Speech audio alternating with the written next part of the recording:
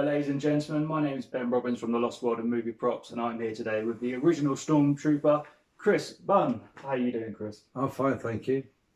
Pleased to be here. Excellent. So let's jump straight into it. Let's talk about when you first went onto the first set of Star Wars. And where were they filmed at all, the first set of Star Wars? When? When and where were they filmed, sorry? Elstree Studios, 1970, March 1976. It was the first day of filming in the studio. So that's all in London, isn't it? Elstree, yes. Yeah. Yeah. The original Star Wars, The New Hope, didn't come out of the studios at all once it went in there. It just come back from Tunisia. Oh, really? Yeah. So what were you doing over in Tunisia? No, I didn't go to Tunisia. You didn't go to Tunisia? The film had just come back from Tunisia, and I was there the first day we're shooting in the studio. Okay, excellent. So when you first walked onto the set, what was it like for you to see all the Star Wars set? Obviously it's all space, and it was a bit of a different time then as well. So what was that like? We didn't have a clue. I mean, Star Wars or Star Wars, and put the costume on, very uncomfortable. One of those who'd you have to sleep with to get off this film. No, but I mean, it turned out to be fine, but it wasn't really all explained. Everything was like grey and didn't really sort of like, it didn't have a wow factor, put it that way. Okay. Yeah. So was there a lot of green screens, or was this everything was built on? No green screen. It's all there, you can touch it. existed in days. Oh really? 1976 didn't exist. So it's just everything was what you saw was what it was. I think they started off with blue screen to start with, but I don't remember him using blue screen on Star Wars at all. Yeah. First time I see a blue screen was on Moonraker, James Bond film. Okay, yeah. Awesome. When I played an astronaut, we were floating off for the Challenger, sort of like spacewalk. We were coming out to have a battle on the main, the baddies. Yeah. The baddies, like spaceship, and I was going through space, and that was us. We were just doing it in front of the blue screen, and that's floating. Awesome.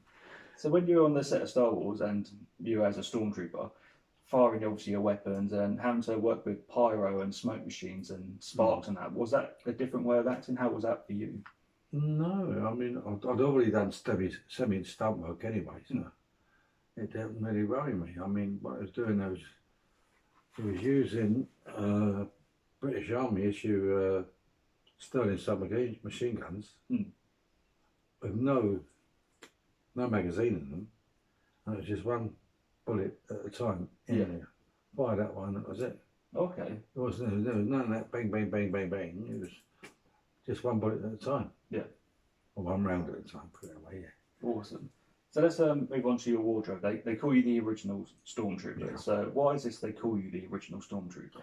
Because the actual costume, body armour, is modelled on me. It's modelled on you completely. Yeah. So obviously, how to mould it? What process did you go through? How would they mould it to your body? And well, I'll tell the story as well. Central Casting, which was the agency at the time, said, "Chris, can you get to Elstree Studios tomorrow at 8 o'clock? Go straight to the modelling shop." Okay. So I went. I said, "I'm expected." He said, "Yeah." He said, "Chris," he said, "Yeah." He said, "Right, take your clothes off, lay down on that bench." Pardon? So we're going to shave your body. I said, "You ain't." I said, "You give me one reason why you shave your body." He said, "We'll give you 100 reasons. You'll get paid £100 for this." Oh, really? And the flat rate end days was 15 quid. Nice. I said, "All right, okay." Shave your body. Smoked me in plaster, and that was it. That was the mould. So when they shaved your body, were we talking about eyebrows, hair? No, body hair. Just body hair and that? Yeah. The helmet was done elsewhere. It was done by somebody else. But the actual modelling of the actual body armour was done at Elstree Studios in the modelling shop. That was done in November 1975. Oh, okay. It's quite a while back now, isn't it? Yeah. And just in time before they went off, I think they went off to Tunisia in late January, early April, late January, early February, I mean. So just in time to come back to the studios in March. Yeah. So with the body armour, was it quite a solid plastic, or was it a lightweight, or could you easily break it? It was a lightweight plastic, but the only trouble was they didn't really trim the edges. So whenever you like you had an arm piece, 2 arm pieces, and whenever you bent your arm, it would pinch. Yeah. And we send little bruises all over our bodies. I was just going to ask, like, how was the movability in it? Could you move around easily, or was it? You could move around, I'd tell you what, on it. You couldn't sit down on it, that's for sure. They had to come off at lunchtime. But it was uncomfortable. I mean, every movement you made where the 2 pieces touched, you get a little bruise. Yeah. My wife thought I was having an affair. I had so many love bites. My wife thought I was having an affair. So obviously part of the stormtrooper outfit is the helmet, and when I'm at conventions I hear lots of people always saying all these stories how they were poorly put together or thrown together. How was the helmets for you? Were they, some people say they were held together by duct tape and things. What's the truth behind it? Well, there is the story of Lloyd Good going through the blast doors where he bangs his head, and the helmet did actually literally come right off, right to the back of his head. What they done, and it was loose, very loose, it was but a very thin piece of elastic. There, can't be seen. Yeah. It was like, yeah, so you know, when they move anything, it was a bit fishing on it. Yeah. You can't really see. Same sort of thing, but this was like rubber. Yeah. Rubber tubing. So could you see out the helmets okay? Was yeah. the visual good on them? Yeah, well, peripheral, yeah, but you couldn't see sideways, you couldn't see to the side. Yeah. That's a look. But that way, yeah. Awesome.